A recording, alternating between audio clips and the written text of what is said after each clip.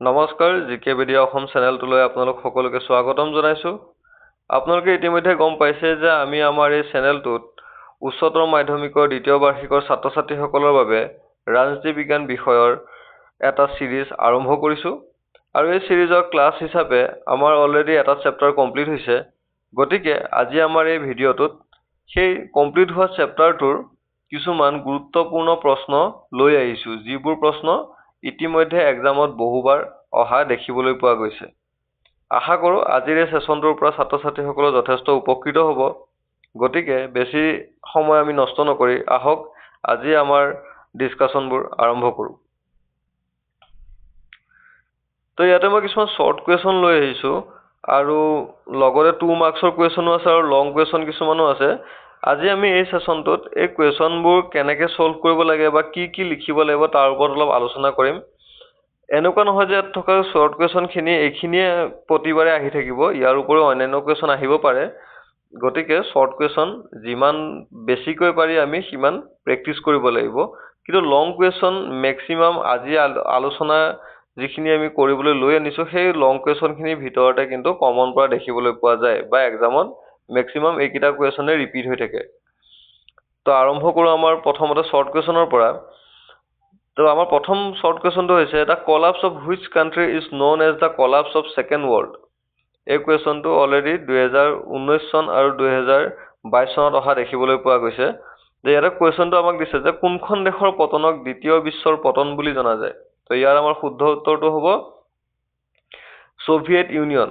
Soviet ইউনিয়নৰ পতনক আমি দ্বিতীয় বিশ্বৰ পতন বুলি জানো। ঠিক আছে। তাৰপিছত ছেকেণ্ড কুৱেশ্যনটো হৈছে how many independent states emerge from the disintegration of Soviet Union. Soviet Union খণ্ডিতকৰণৰ ফলত কিমানখন স্বাধীন ৰাষ্ট্ৰৰ সৃষ্টি হৈছিল। এই কুৱেশ্যনটো 2023 চনত আহি গৈছে। মই সিদিনাখন ক্লাছৰ শেষত ছ'ভিয়েট ইউনিয়নৰ পৰা মুক্ত হোৱা বা ছ'ভিয়েট ইউনিয়ন ভাঙি যোৱাৰ পিছত কেইখন ৰাষ্ট্ৰৰ সৃষ্টি হৈছিল তাৰ মই ডিটেইলছখিনি দি দিছোঁ আৰু ৰাষ্ট্ৰকেইখনৰ নামো দি দিছিলোঁ।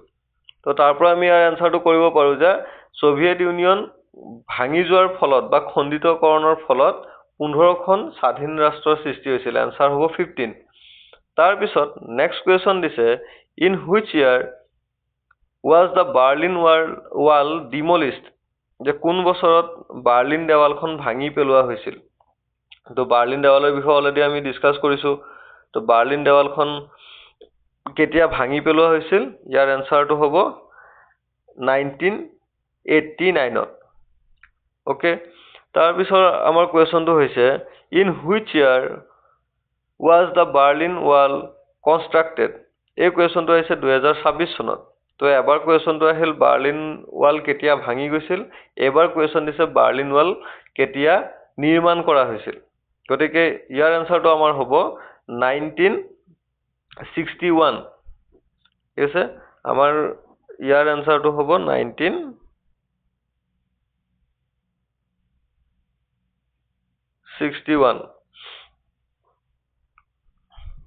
তাৰপিছত নেক্সট কুৱেশ্যন দিছে who became the general secretary of the communist party of USSR in 1985। এই কুৱেশ্যনটো 2026 চনত অহা দেখিবলৈ পোৱা গৈছে। যে 1985 চনত ছ'ভিয়েট ইউনিয়নৰ সাম্যবাদী দলৰ সাধাৰণ সম্পাদক কোন আছিল। ইয়াৰ এনচাৰটো হ'ব মিখাইল গৰ্বাচেভ। ঠিক আছে। তো ইয়াতে আমি এইকেইটা কুৱেশ্যন আনিছোঁ যিকেইটা কুৱেশ্যন অলৰেডি আমাৰ এক্সামসমূহত অহা দেখিবলৈ পাইছোঁ। তাৰোপৰি আমাৰ ছাত্ৰ ছাত্ৰীসকলক মোৰ পিনৰ পৰা অনুৰোধ কৰোঁ যে যিমানখিনি পাৰি সিমান পৰিমাণৰ শ্বৰ্ট কুৱেশ্যন যাতে ছাত্ৰ ছাত্ৰীসকলে ছল্ভ কৰিব ট্ৰাই কৰে। কাৰণ যিমান শ্বৰ্ট কুৱেশ্যন ছল্ভ কৰা যাব সিমানে আমাৰ সেই চেপ্টাৰটোৰ কনচেপ্টবিলাক ক্লিয়াৰ হ'ব। গতিকে ছাত্ৰ ছাত্ৰীসকলে যিমান দূৰ পাৰি সিমান বেছিকৈ শ্বৰ্ট কুৱেশ্যন ছল্ভ কৰিবলৈ চেষ্টা কৰিব। ঠিক আছে। তাৰপিছত 2 মাৰ্কছৰ কিছুমান কুৱেশ্যন এক্সামত বহুতবাৰ ৰিপিট হোৱা দেখিবলৈ পোৱা গৈছে। তো তেনেকুৱা কুৱেশ্যন কিছুমান লৈ আহিছোঁ। প্ৰথম নম্বৰ 2 মাৰ্কছৰ এটা কুৱেশ্যন হৈছে mention two reforms Mikhail Gorbachev initiated in the Soviet Union. Mikhail গৰ্বাচেভে সোভিয়েট ইউনিয়নত আৰম্ভ কৰা দুটা সংস্কাৰ উল্লেখ কৰা, মানে সংস্কাৰ দুটাৰ নাম বা নীতি দুটাৰ নাম লিখিব লাগে। এই কুৱেশ্যনটো 2019, 2022, 2023 এই গোটেইকেইটা বৰ্ষত ৰিপিট হোৱা দেখিবলৈ পোৱা গৈছে। মানে এইটো এটা যথেষ্ট দৰকাৰী কুৱেশ্যন। তো ইয়াৰ আমাৰ এনচাৰটো কি হ'ব? মিখাইল গৰ্বাচেভৰ নীতিকেইটা আমি জানো, গ্লাছনোষ্ট আৰু পেৰেষ্ট্ৰইকা। ঠিক আছে। ইয়াতে এডিশ্যনেলি মোৰ পিনৰ পৰা আৰু এটা কথা কওঁ, যিহেতু এই কুৱেশ্যনটো এক্সামত বহুবাৰ আহিছে, ইয়াৰ উপৰিও মিখাইল গৰ্বাচেভৰ এই নীতি দুটাটো আমি গম পাইছোঁ যে গ্লাছনোষ্ট আৰু পেৰেষ্ট্ৰইকা, এই গ্লাছনোষ্ট আৰু পেৰেষ্ট্ৰইকাৰ মিনিং দুটাও কেতিয়াবা এক্সামত সুধিব পাৰে। গতিকে আমি এই কুৱেশ্যনটোৰ লগতে গ্লাছনোষ্ট আৰু পেৰেষ্ট্ৰইকাৰ মিনিং কেইটাও চাই থ'ব লাগিব, আৰু যাৰ বিষয়ে অলৰেডি আমাৰ ক্লাছসমূহত ডিছকাছ কৰা হৈছে। আমাৰ ক্লাছৰ ভিডিঅ'সমূহ চালে এই গোটেইকেইটা কুৱেশ্যনৰ এনচাৰ ছল্ভ কৰিব পৰা যাব। ঠিক আছে। তাৰপিছত নেক্সট কুৱেশ্যন আৰু এটা দিছে, write the name of two countries which emerge after Soviet disintegration. এইটো কুৱেশ্যন আহিছে 2024 চনত, 2024 এইটো কুৱেশ্যন আহিছে যে সোভিয়েট ইউনিয়ন ভংগ হোৱাৰ পিছত সৃষ্টি হোৱা দুখন দেশৰ নাম লিখিব লাগে। 15খনৰ নাম অলৰেডি মই আমাৰ ক্লাছৰ শ্লাইডত লাষ্টৰ পিনে দি দিছোঁ। সেই তাৰ পৰা যিকোনো দুখন লিখিলে হ'ল। আমাৰ একদম সহজতে লিখিব পাৰোঁ, ৰাছিয়াৰ কথা লিখিব পাৰোঁ, ইউক্ৰেইনৰ নামটো লিখিব পাৰোঁ। তো দুখন দেশৰ নাম হৈ গ'ল। 15খনৰ নাম যদি আমি যিমান পাৰি সিমান যদি ৰাষ্ট্ৰৰ নাম আমি যদি মনত ৰাখোঁ, আমাৰ এনেকুৱা কুৱেশ্যন আহিলে আমি ছল্ভ কৰিব পাৰিম। এতিয়া যদি এই কুৱেশ্যনটোৱে 4 মাৰ্কৰ কাৰণে যদি 4খন দেশৰ নাম লিখিব আহে, তেতিয়া আমি দুখনৰ ঠাইত আৰু দুখন আমি এড কৰিব লাগিব। গতিকে যিমান পাৰি সিমান আমি দেশকেইখনৰ নাম মনত ৰাখিব চেষ্টা কৰিব লাগিব। কোনকেইখন দেশৰ নাম? যিকেইখন দেশ সোভিয়েট ইউনিয়ন ভাঙি যোৱাৰ পিছত নতুনকৈ সৃষ্টি হৈছে। অ'কে, এইটো ক্লিয়াৰ হৈছে। নেক্সট আমাৰ কুৱেশ্যনটো, what is mean by second world? 2024 এইটো কুৱেশ্যন আহিছে, আৰু এই কুৱেশ্যনটো প্ৰায়ে এক্সামবিলাকত অহা দেখিবলৈ পোৱা যায়। দ্বিতীয় বিশ্ব বুলিলে কি বুজা? ইয়াৰো মই ক্লাছত ধুনীয়াকৈ এক্সপ্লেইন কৰি দিছোঁ, আৰু শ্লাইডত ধুনীয়াকৈ দিয়া আছে দ্বিতীয় বিশ্ব কাক বোলে। দ্বিতীয় বিশ্ব কাক ক'ব? পূব ইউৰোপৰ যিবোৰ দেশক ফেচিষ্ট শাসন ব্যৱস্থাৰ পৰা সোভিয়েট ইউনিয়নে উলিয়াই আনিছিল, সেই দেশবিলাকে ফেচিষ্টৰ কবলৰ পৰা ওলাই আহি সোভিয়েট ইউনিয়নৰ যি সাম্যবাদী আদৰ্শ, সেই সাম্যবাদী আদৰ্শৰে নিজৰ ৰাজনৈতিক আৰু অৰ্থনৈতিক ব্যৱস্থা পৰিচালনা কৰিবলৈ আৰম্ভ কৰিছিল। আৰু এই সোভিয়েট ইউনিয়নৰ লগত এই দেশবোৰৰ যিটো গ্ৰুপৰ সৃষ্টি হৈছিল, সেই গোটেইখিনিক একেলগে ছেকেণ্ড ৱৰ্ল্ড বা দ্বিতীয় বিশ্ব বুলি কোৱা হয়। ঠিক আছে। এনচাৰটো তেনেকৈ লিখিলে 2 মাৰ্কছৰ কাৰণে ছাফিচিয়েণ্ট, আৰু আমি এক্সামতো ধুনীয়াকৈ লিখিব পাৰিম। ঠিক আছে। তাৰপিছত এতিয়া আমাৰ লং কুৱেশ্যনকেইটা চাব লাগিব। লং কুৱেশ্যনকেইটা যথেষ্ট দৰকাৰী। এই লং কুৱেশ্যন যদি আমি এইকেইটা ছল্ভ কৰিব পাৰোঁ বা কেনেকৈ লিখিব লাগে যদি আমি গম পাওঁ বা প্ৰেক্টিচ কৰোঁ, তেনেহ'লে আমাৰ দ্বিমেৰুৰ পৰিসমাপ্তি বা এণ্ড অফ বাইপলাৰিটি নামৰ গোটেই চেপ্টাৰটোৰ অলমষ্ট 90 to 95% আমাৰ কভাৰ হৈ যাব ধুনীয়াকৈ। এইকেইটা কুৱেশ্যনতে আমাৰ গোটেই চেপ্টাৰটো সোমাই আছে। তো চাওঁ এটা এটাকৈ আমাৰ লং কুৱেশ্যন কি আছে। প্ৰথম আমাৰ লং কুৱেশ্যনটো আছে, why did Soviet Union disintegrated? Discuss elaborately. Soviet Union কিয় খণ্ডিত হৈছিল তাক বহলাই আলোচনা কৰিব দিছে। আৰু এই কুৱেশ্যনটো বহুতবাৰ এক্সামত ৰিপিট হোৱা দেখিবলৈ পোৱা গৈছে, আৰু এক্সাম পইণ্ট অফ ভিউ এই কুৱেশ্যনটো আমাৰ কাৰণে বহুত দৰকাৰী। ইয়াতে মই চনবিলাক দি দিছোঁ যে কোনটো চনত এই কুৱেশ্যনটো আমাৰ ৰিপিট হৈছে। 2018, 2019, 2020, 2022, 24, 25, 26 কণ্টিনিউ এই কুৱেশ্যনটো ৰিপিট হৈ আছে। কেনেকৈ ৰিপিট হৈছে? কেতিয়াবা 4 মাৰ্কৰ কাৰণে দিছে, কেতিয়াবা 6 মাৰ্কৰ কাৰণে দিছে, আৰু কেতিয়াবা 2 মাৰ্কছৰ কাৰণেও এই কুৱেশ্যনটো দিয়া দেখিবলৈ পোৱা গৈছে। দুটা কাৰণ লিখিব আহে এক্সামত, 2 মাৰ্কছ থাকে। গতিকে এই কুৱেশ্যনটো আমি যেনেকৈ নহওক আমি পঢ়ি ক্লিয়াৰ কৰিবই লাগিব। এক্সামত এইটো কমন পৰাৰ 100% চান্স আছে। তো ইয়াতে আমি গমেই পাওঁ সোভিয়েট ইউনিয়ন কিয় ভাঙি গৈছিল, কাৰণবিলাক লিখিব লাগে। ইয়াত ফলাফল নহয়, কাৰণ লিখিব লাগে যে কি কাৰণে ভাঙি গৈছিল। আমি জানো সোভিয়েট ইউনিয়ন ভাঙি যোৱাৰ মেইন কাৰণ হৈছে, প্ৰথমটো হৈছে সোভিয়েট ইউনিয়নৰ যিটো ইকনমিক চিষ্টেমটো লাহে লাহে কলাপছ হৈ গৈছিল, যাৰ বাবে সোভিয়েট ইউনিয়নৰ মানুহখিনিয়ে সোভিয়েট ইউনিয়ন শাসন ব্যৱস্থাৰ পৰা নিজৰ বিশ্বাস ভাঙি গৈছিল। তাৰপিছত ছ'ভিয়েট ইউনিয়নৰ ৰাজনৈতিক ব্যৱস্থাত বহুতো দুৰ্নীতি হৈছিল, স্বেচ্ছাচাৰিতাই দেখা দিছিল, জনসাধাৰণে বিভিন্ন অসুবিধাৰ সন্মুখীন হ'ব লগা হৈছিল, যাৰ ফলত ছ'ভিয়েট ইউনিয়নৰ পৰা জনসাধাৰণৰ বিশ্বাস উঠি গৈছিল।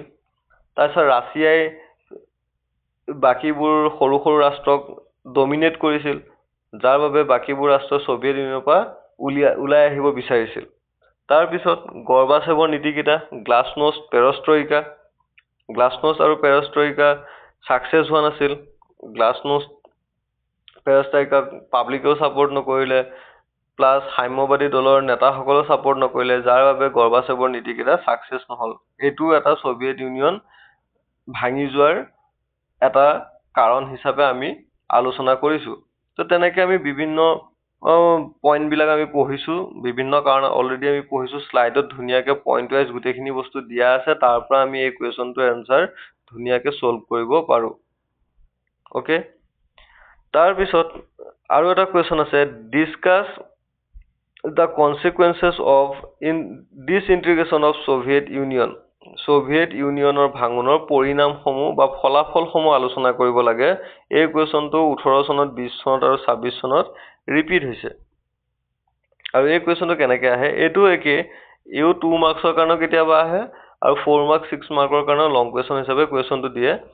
এই দুটা কুৱেশ্যন, প্ৰথমৰ যিটো কুৱেশ্যন আমি পঢ়িলোঁ, ছ'ভিয়েট ইউনিয়ন ভাঙি যোৱাৰ কাৰণবিলাক আৰু ছ'ভিয়েট ইউনিয়ন ভাঙি যোৱাৰ ফলাফলবিলাক, এই দুইটা কিন্তু কেতিয়াবা অল্টাৰ কৰিও দিয়ে, যিকোনো এটা লিখিবও আহে। মানে একে বছৰতে কেতিয়াবা দুইটা কুৱেশ্যন অহাও দেখিবলৈ পোৱা যায়। গতিকে এই দুইটা কুৱেশ্যনে আমাৰ কাৰণে যথেষ্ট জৰুৰী।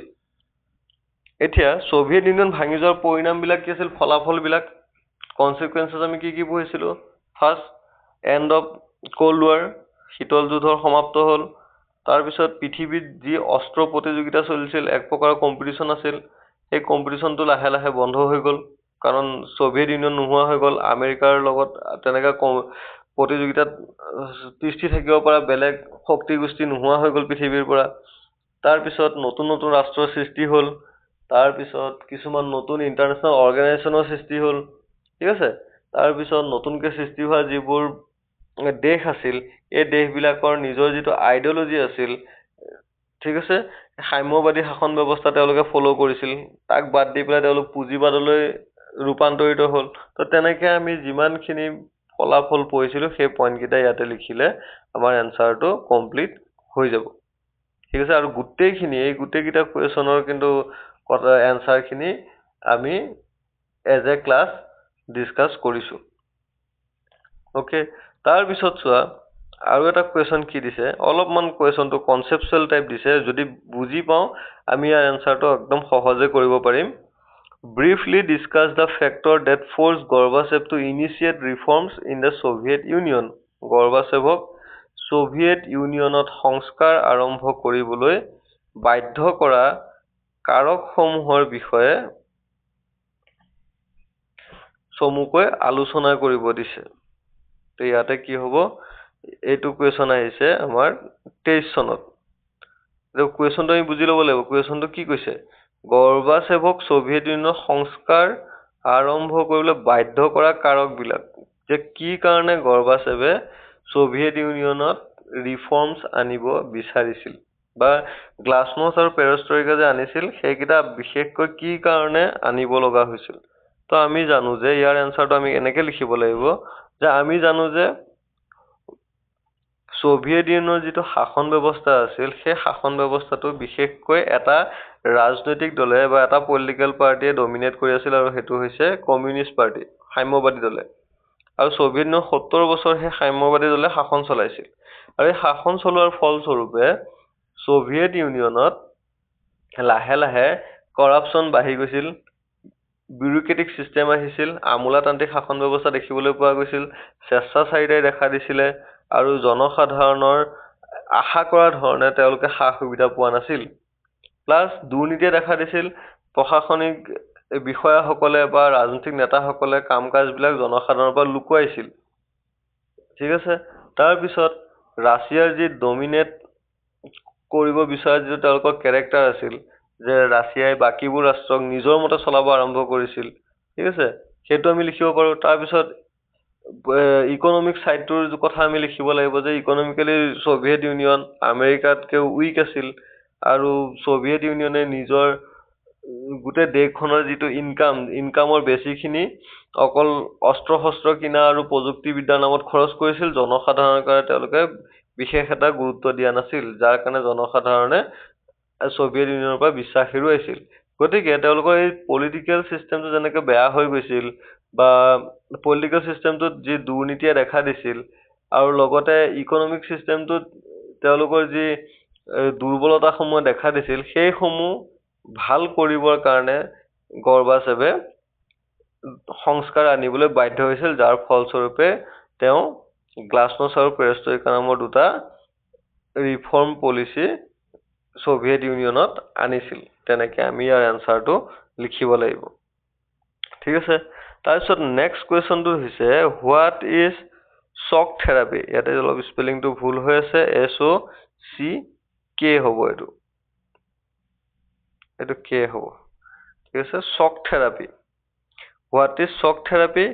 Is this the best way for transition from socialism to capitalism? এইটো 2025ত এইটো কুৱেশ্যন আহিছে। এতিয়া ৰিচেণ্টলি কুৱেশ্যনবিলাক অকণমান কনচেপচুৱেল দিবলৈ আৰম্ভ কৰিছে, কিন্তু ইয়াৰ এনচাৰখিনি আমি অলৰেডি ডিছকাছ কৰিছোঁ। এনচাৰখিনি আমি যদি গোটেই চেপ্টাৰটো কনচেপ্টটো বুজি পাওঁ, তেনেহ'লে ধুনীয়াকৈ আমি লিখিব পাৰোঁ। এইটো ভয় খাবলগীয়া কুৱেশ্যন একোৱেই নহয়, বা একো টান কুৱেশ্যন অহা নাই। এইটো কুৱেশ্যনটো প্ৰথমে সুধিছে যে আতংক প্ৰতিকাৰ ব্যৱস্থা মানে কি, শ্বক থেৰাপি কি? তো শ্বক থেৰাপিৰ বিষয়ে অলৰেডি আমি ডিছকাছ কৰিছোঁ। শ্বক থেৰাপি কি আছিল? যেতিয়া ছ'ভিয়েট ইউনিয়ন ভাঙি গ'ল, ছ'ভিয়েট ইউনিয়ন ভাঙি যোৱাৰ লগে লগে নতুনকৈ ৰাষ্ট্ৰবিলাক সৃষ্টি হ'ল, নতুনকৈ 15খন ৰাষ্ট্ৰ আহিল। এই 15খন ৰাষ্ট্ৰই আগৰ যি সাম্যবাদী শাসন ব্যৱস্থা তাক বাদ দিলে, পুঁজিবাদী শাসন ব্যৱস্থা, পুঁজিবাদী অৰ্থনৈতিক ব্যৱস্থা গ্ৰহণ কৰিলে, তেওঁলোকে একচেপ্ট কৰিলে, যাৰ ফলত তেওঁলোকৰ যিটো ইকনমিক চিষ্টেম এইটো আনষ্টেবল হৈ গ'ল। ঠিক আছে, চলিব নোৱাৰা এটা অৱস্থা হ'ল। আৰু তেনেকুৱা অৱস্থাৰ পৰা ওলাই আনিবৰ কাৰণে বিশ্ব বেংক আৰু IMF ইণ্টাৰনেশ্যনেল মনিটাৰী ফাণ্ড আন্তৰ্জাতিক মুদ্ৰা নিধিয়ে কিছুমান পলিচিজ ল'লে বা কিছুমান ব্যৱস্থা গ্ৰহণ কৰিলে, আৰু সেই ব্যৱস্থাখিনিয়ে হৈছে আতংক প্ৰতিকাৰ ব্যৱস্থা। তো এইখিনি হ'ব আমাৰ প্ৰথম পাৰ্টটোৰ এনচাৰ। ঠিক আছে, আমি এইখিনি লিখিলোঁ। তাৰপিছত এতিয়া কুৱেশ্যন ছেকেণ্ড পাৰ্টত সুধিছে সমাজবাদৰ পৰা পুঁজিবাদলৈ পৰিৱৰ্তন কৰা এইটো সৰ্বোত্তম উপায় আছিল নেকি? Is this the best way for transition from socialism to capitalism? এতিয়া আমি ইয়াৰ এনচাৰটো কি লিখিম? ইয়াৰ এনচাৰটো আমি লিখিব লাগিব যে সমাজবাদৰ পৰা পুঁজিবাদলৈ পৰিৱৰ্তন কৰা এইটো সৰ্বোত্তম উপায় নাছিল। নাছিল বুলি আমি কিয় লিখিম? কাৰণ আমি আতংক প্ৰতিকাৰ ব্যৱস্থাৰ বা শ্বক থেৰাপিৰ কনচিকুৱেঞ্চেছ কেইটা পঢ়িছোঁ, আৰু কনচিকুৱেঞ্চেছ কেইটাত আমি পজিটিভতকৈ নিগেটিভ ইম্পেক্ট বেছিকৈ দেখিবলৈ পাইছোঁ, মানে ভালতকৈ বেয়া বেছিকৈ কৰিছে। গতিকে আমি এইটো কি লিখিব লাগিব? সৰ্বোত্তম উপায় নাছিল। কাৰণ এতিয়া নাছিল বুলি লিখিলে আমাৰ এনচাৰটো কমপ্লিট নহয়। এইটো আমি কি লিখিব লাগিব? ইয়াত অলপ এক্সপ্লেইন কৰিব লাগিব, কাৰণ যিহেতু এইটো 6 মাৰ্কৰ কুৱেশ্যন হয়, ইয়াত আমি কনচিকুৱেঞ্চেছ কেইটা লিখি দিব লাগিব। কি কি হৈছিল? মাফিয়া ৰাজ হৈছিল, ৰুবলৰ ভেলু কমি গৈছিল, যাৰ কাৰণে পাব্লিকৰ ছেভিংছৰ পইচা কমি গৈছিল আৰু মানুহবিলাক দুখীয়া হৈছিল। তাৰপিছত আৰু লিখিব লাগিব ব্লেক মাৰ্কেটৰ সৃষ্টি হৈছিল। তাৰপিছত সামাজিক কল্যাণমূলক যিবোৰ আঁচনি আছিল সেই আঁচনিবিলাক বন্ধ হৈ গৈছিল। তো তেনেকৈ আমাৰ নিগেটিভ যিখিনি আমি কনচিকুৱেঞ্চেছ পঢ়িছোঁ, সেই নিগেটিভ কনচিকুৱেঞ্চেছবিলাক আমি ইয়াতে এড কৰিব লাগিব, লিখিব লাগিব, আৰু শেষত লিখিব লাগিব যে ইয়াৰ পৰা আমি ক'ব পাৰোঁ যে সমাজবাদৰ পৰা পুঁজিবাদলৈ পৰিৱৰ্তন কৰাৰ বাবে আতংক প্ৰতিকাৰ ব্যৱস্থা সৰ্বোত্তম উপায় নাছিল। বাছ এইখিনি কথা লিখি দিলে আমাৰ এনচাৰটো কমপ্লিট হৈ যাব, 6 মাৰ্কৰ কাৰণে ছাফিচিয়েণ্ট হৈ যাব। ঠিক আছে। লাষ্ট নহয়, আৰু এটা আমাৰ কুৱেশ্যন হৈছে what is Soviet system? Soviet system কি হয়? কুৱেশ্যনটো পাৰ্টকৈ ভগোৱা আছে। প্ৰথমে সুধিছে ছ'ভিয়েট ব্যৱস্থা কি? নেক্সট সুধিছে ৱেৰ the people of the USSR satisfied with the Soviet system? Soviet ইউনিয়নৰ জনসাধাৰণ ছ'ভিয়েট ব্যৱস্থাক লৈ সন্তুষ্ট আছিলনে? তোমাৰ উত্তৰৰ সমৰ্থনত 3টা যুক্তি দিয়া। Give 3 argument in favour of your answer. তুমি এনচাৰটো যি বুলি ক'বা, সন্তুষ্ট হৈছিল বুলি ক'লে তাৰ ফেভাৰত দিব লাগিব, সন্তুষ্ট নাই হোৱা বুলি ক'লে তাৰ ফেভাৰত তুমি তোমাৰ আৰ্গুমেণ্ট 3টা আগবঢ়াব লাগিব। এতিয়া কুৱেশ্যনটো আমি এনচাৰ কি লিখিম? এতিয়া আমি কুৱেশ্যনটো দেখিলে আমাৰ ভয় লাগি যাব যে এইটো কি কুৱেশ্যন দিলে, এনেকুৱা ডাইৰেক্ট কুৱেশ্যনটো আমি দেখোন কিতাপত পোৱাই নাই। এতিয়া চোৱা, ইয়াৰ এনচাৰটো একেবাৰে সহজ। কি লিখিব লাগিব চোৱা, ইয়াৰ এনচাৰটো আমাৰ হ'ব, প্ৰথম কথা আমি লিখিব লাগিব হোৱাট ইজ ছ'ভিয়েট ছিষ্টেম। ছ'ভিয়েটৰ শাসন ব্যৱস্থাটো কি আছিল?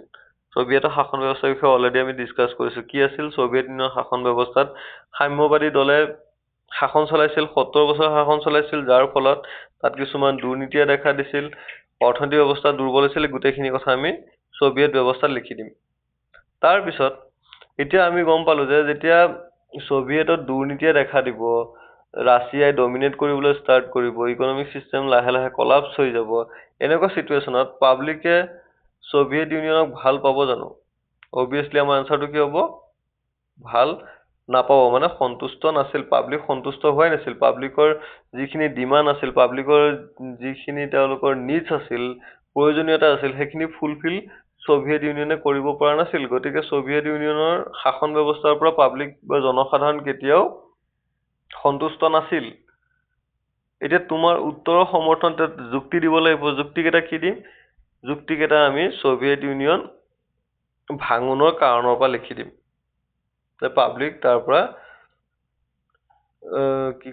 সন্তুষ্ট হোৱা নাছিল, যে ছ'ভিয়েট ইউনিয়নৰ শাসন ব্যৱস্থাত দুৰ্নীতি হৈছিল, দুৰ্নীতি হোৱাৰ কাৰণে পাব্লিকে ছ'ভিয়েট ইউনিয়নৰ পৰা বিশ্বাস ভাঙি গ'ল, আস্থা নোহোৱা হৈ গ'ল। তাৰপিছত ৰাছিয়াই ডমিনেট কৰিব ষ্টাৰ্ট কৰিলে, সেইটো কথা আমি লিখিম। তাৰপিছত অৰ্থনৈতিক ক্ষেত্ৰত আমি বিশেষকৈ লিখিব লাগিব যে আমেৰিকাৰ লগত কম্পিটিশ্যনত যোৱাৰ কাৰণে, কম্পিটিশ্যন কৰাৰ কাৰণে ছ'ভিয়েট ইউনিয়নে আমেৰিকাৰ সমানে অস্ত্ৰ শস্ত্ৰ, তাৰপিছত টেকন'লজি এইবিলাকত বেছিকৈ ইনভেষ্ট কৰাৰ বাবে জনসাধাৰণে নিজৰ পাবলগীয়া অধিকাৰখিনি নাপালে।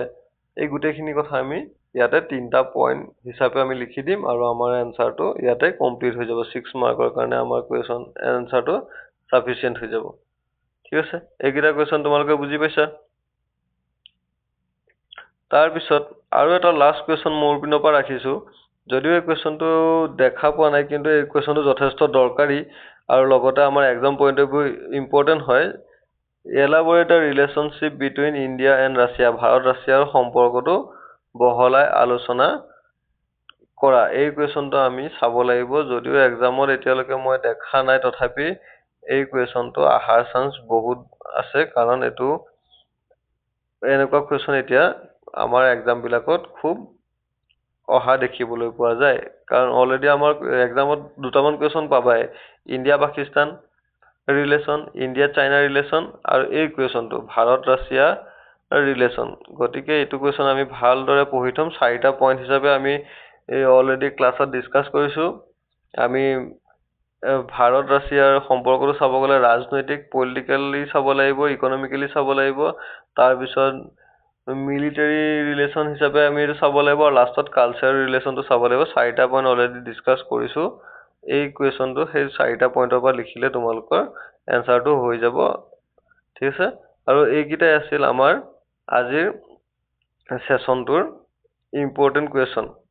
ঠিক আছে, এইকেইটা কুৱেশ্যন যদি আমি ভালদৰে ডিছকাছ কৰোঁ বা ভালদৰে যদি আমি এইখিনি কমপ্লিট কৰি লওঁ, তেনেহ'লে আমাৰ এই চেপ্টাৰটো অলমষ্ট কমপ্লিট হৈ যাব। আৰু এইকেইটা কুৱেশ্যনৰ পৰাই চাবা তোমালোকে এক্সামত আকৌ কুৱেশ্যন পাবা, ৰিপিট কুৱেশ্যন ইয়াৰ পৰাই পাবা। ঠিক আছে, গতিকে আজি আমাৰ ডিছকাশ্যনটো ইয়াতে চেছ হ'ল। আমি আকৌ নতুন এটা চেপ্টাৰৰ ভিডিঅ' সোনকালে লৈ আহিম, আৰু আমি চেপ্টাৰটো ডিছকাছ কৰিম। আকৌ নতুনকৈ আমি নেক্সট চেপ্টাৰটোত কি কি বস্তু আছে গোটেইখিনি আমি ডিছকাছ কৰিম, আৰু চেপ্টাৰটো শেষ হোৱাৰ পিছত আকৌ সেই চেপ্টাৰটোৰ পৰা ইম্পৰ্টেণ্ট আৰু প্ৰিভিয়াছ ইয়াৰ যিবোৰ কুৱেশ্যন আছে, অলৰেডি এক্সামত বহুবাৰ যিবোৰ কুৱেশ্যন আহিছে আৰু যিবোৰ ইম্পৰ্টেণ্ট কুৱেশ্যন ওলাব, এইবোৰ আকৌ এনেদৰে আমি আমাৰ ভিডিঅ'ত লৈ আহিম আৰু ডিছকাছ কৰিম, যাতে তোমালোকৰ এক্সামৰ প্ৰিপেৰেশ্যন কৰাৰ কাৰণে যথেষ্ট সহায়ক হয়। অ'কে, যদি তোমালোকে আজিৰ ভিডিঅ'টো চাই ভাল পালা, তেনেহ'লে ভিডিঅ'টো লাইক, শ্বেয়াৰ আৰু ছাবস্ক্ৰাইব কৰিবলৈ নাপাহৰিবা। লগতে তোমালোকৰ বন্ধু বান্ধৱীসকলকো ভিডিঅ'টো আগবঢ়াই দিবা, যাতে তেওঁলোকৰো যথেষ্ট সহায় হয়। অ'কে, তো ভিডিঅ'টো এতিয়ালৈকে চোৱাৰ বাবে ধন্যবাদ।